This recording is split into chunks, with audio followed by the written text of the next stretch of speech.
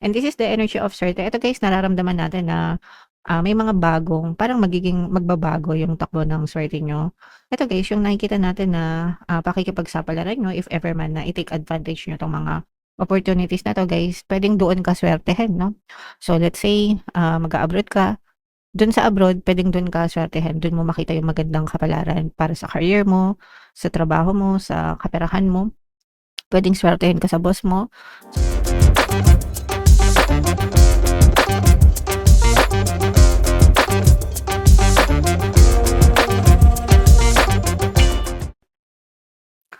Hello guys, hello Libra, welcome back to Pinay Pixie Tarot. Ang pamagat ng episode natin for tonight is Money Money Come to Me. Ito yung ating money reading guys para ngayong May para sa Libra, Sun, Moon, Rising Sign and Venus. So unahin natin tong deck na to. Ito yung mga money manifesting techniques para sa inyo. Meron tayong goals, mga kapiksi.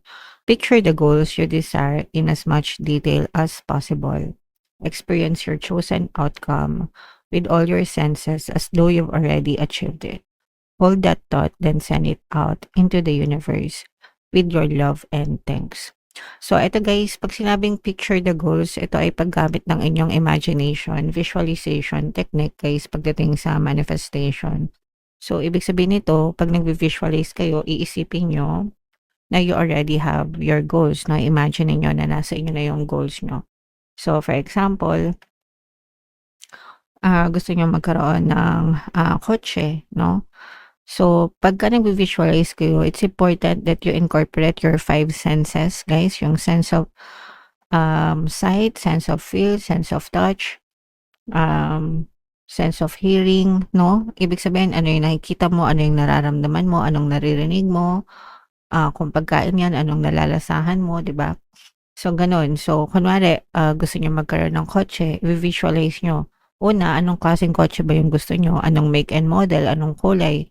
Sedan ba siya? SUV ba siya? Malaki ba siya? Maliit ba siya? Tapos, imagine nyo, yung kotse nyo nakaparke na dun sa garahe ng bahay nyo. Diba? Dapat may garahe kayo bago kayo bumili ng kotse, guys. And then, so imagine mo, bubuksan mo yung kotse mo, pipindutin mo yung susi, 'di ba may tunog, tut-tut. So yun yung sense of hearing. Tapos bubuksan mo yung kotse mo, 'di ba? Nakikita mo, bubuksan mo yung kotse mo. Pagbukas mo ng pinto, maririnig mo yung pagbukas ng pinto, pagsara ng pinto.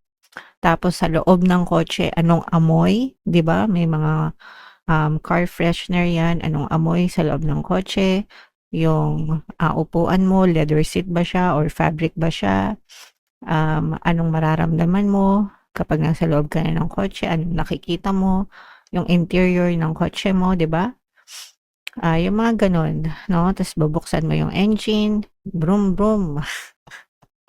Yung tunog, 'di ba? Maririnig mo. Tapos yung mga ilaw-ilaw sa loob. So ganun guys, no? Pag magvi-visualize, kailangan ini-incorporate yung 5 senses as if nandun ka sa mismo sa scenario na yon. So ganun yung tamang proseso ng pagvi-visualize. First person perspective, mga kapiksi ang tawag doon. So maraming bagay kayo na pwedeng ma-manifest guys pagdating sa visualization. Kailangan mo lang mag-focus dun sa specific goal and desire mo. And hindi siya isang beses nang ginagawa guys, no? Gagawin mo siya ng paulit-ulit hanggang sa maramdaman mo na okay na. Okay? And send it out to the universe and then you wait, mga kapiksi. Okay? Alright. So, marami na ako na manifest guys. Sa pag-visualize, even itong bahay namin, kasi itong bahay namin ay pina-renovate ko. So, exactly how I envision it, mga kapiksi. Alright, so yeah, comment down below if naka-resonate kayo dyan, guys, or if meron kayong mga manifestation using visualization, comment yun na sa baba, mga kapiksi. So, hanapin natin yung energy ng money at saka yung energy ng Libra, guys. Habang sinashuffle ko to, panoorin nyo muna yung video natin regarding sa ating paano mag-manifest ng abundance video course. Kapiksi, sawa ka na ba sa mga struggles at hirap sa buhay mo? Masipag ka ba at masikap sa buhay ngunit hindi ka pa rin umaasenso? Ilang beses ka na bang nag-attempt magnegosyo at mag-invest pero palagi ka pa rin nalulugi? Sa pagkakataon na ito ay maaaring may subconscious beliefs ka na nagiging balakid sa iyong pag-unlad at pagyaman. Introducing, paano mag-manifest ng abundance video course. Dito ay matututunan mong ma-overcome ang mga balakid mo para tuluyan ka ng umunlad, umasenso, sumagana, maging matagumpay, successful at maswerte sa iyong kabuhayan, pera, trabaho, negosyo sa lapi at kaperahan ng bonggang-bongga. Dali, mag-send na ng email sa pinoypixie@gmail.com at simulan na ang iyong pagyaman ngayon. Alright, so sa lahat ng gusto mag-avail ng course guys, meron tayong paano mag-manifest ng abundance video course, paano mawala ang third party, at magkaroon ng harmonious na relationship, paano pabalikin si ex or vice breakup. Sa mga interesado guys, mag-send lang kayo ng email sa pinoypixie@gmail.com. And sa mga naghahanap ng pampaswerte guys, meron tayong money shaker jars. Ito yan guys, no? Super effective na pampaswerte mga kapiksi. At saka ito guys. So ito yung WhatsApp number ko, i-chat nyo lang ako dyan mga kapiksi. And wag na kayo magpahuli guys kasi dumadami na yung success stories dyan. Mga kapiksi. So this is both positive and negative guys. Meron tayong Libra kayo ay represent ng King of Swords. Ito yung ating money energy. Meron din tayong presence ng another earth sign, Aquarius, Gemini, Libra. Fire sign, Aries, Leo, earth sign, Capricorn, Taurus, Virgo, at saka water sign, Cancer, Pisces, Scorpio. So, eto guys, nakikita natin na meron kayong susubukan, pero kasi ito guys, meron tayong mga opportunities, no? May mga magagandang opportunities na dumadating sa inyo. And eto guys, gusto nyo itong gawin kasi meron kayong mga regrets in the past. Ibig sabihin, may mga pinagsisisihan kayo sa past na may mga opportunities na dumating na hindi nyo siya ginawa or hindi nyo siya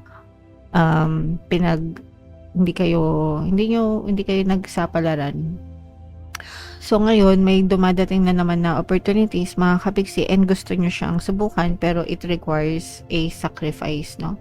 Meron kayong kailangang isakripisyo para dito sa mga opportunities na to. So kunwari, yung mga example niyan, kailangan nyong mag-abroad.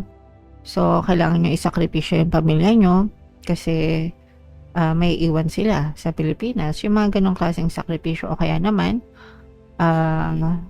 lilipat kayo ng trabaho, lilipat kayo ng ibang kumpanya, pero ang sacrifice doon, pwedeng mas malaki yung sahod mo, pero pangit yung schedule mo. Yung mga ganon guys, o kaya naman,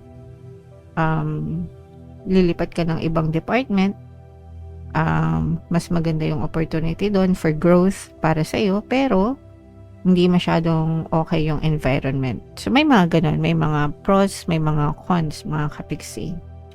So, depende yun guys kung ano yung focus ng goal nyo, no? Ano ba yung goal nyo, ano ba yung desire nyo, diba? So, if you feel na okay lang kahit may mga sacrifices, then go for it kasi maganda naman yung magiging resulta nito para sa inyo. And ganoon naman talaga guys, no? Usually, kapag meron tayong gustong ma-achieve, sometimes it really requires sacrifices on your end. So, sa inyo, ganun yung pwedeng mangyari guys. May mga kailangan kayong isakripisyo pero malayo pa yung pwede nyong marating, malaki pa yung potential nito para sa inyo, para mas lalo kayong umandad at umasenso. And again, no, bihira yung mga opportunities, mga kapiksi. Kapag may mga opportunities na dumadating, ibig sabihin yan, sagot yan sa mga dasal nyo. So, depende na lang sa inyo kung kikilos kayo or hindi. Guys, okay? Pero the fact na may mga ganyang opportunities, you should be grateful kasi it's a sign na sinasagot yung mga dasal nyo.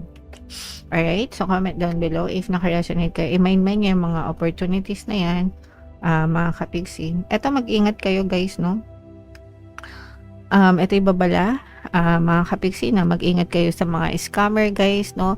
Yung iba, nag-iingat pero hindi pa rin maiwasan na baka ma-scam kayo guys, no? Pero syempre kailangan maging maingat pa rin mga kapigsi. Whether kakilala nyo or stranger guys, pagdating sa pera, pagdating sa investment usually guys, no? Mag-ingat. Ilang beses na natin yan sinasabi. So mag-ingat sa mga manloloko, mag-ingat sa mga scammer guys kasi hindi maganda yung return niyan sa inyo guys, okay? And this is the energy of swerte. Ito guys, nararamdaman natin na may mga parang magbabago yung takbo ng swerte nyo. Ito guys, yung nakikita natin na pakikipagsapalaran nyo, if ever man na i-take advantage nyo tong mga opportunities na to guys, pwedeng doon ka swertehin, no? So let's say, mag-a-abroad ka, dun sa abroad, pwedeng dun ka swertehin, dun mo makita yung magandang kapalaran para sa career mo, sa trabaho mo, sa kaperahan mo. Pwedeng swertehin ka sa boss mo, swertehin ka sa trabaho mo mismo, ganyan guys, no? Kung kayo naman ay may balak na magnegosyo, mga kapiksi, or magsisimula ng negosyo, yung bagong simula na yan guys, maaaring dyan din magsimula yung panibagong swerte sa buhay mo. Okay? Alright, so wag niyong palimpasin guys. Ito'y tawag ng mga bagong oportunidad talaga. Malakas talaga yung tawag sa inyo ng mga bagong opportunities guys. So wag niyong sayangin.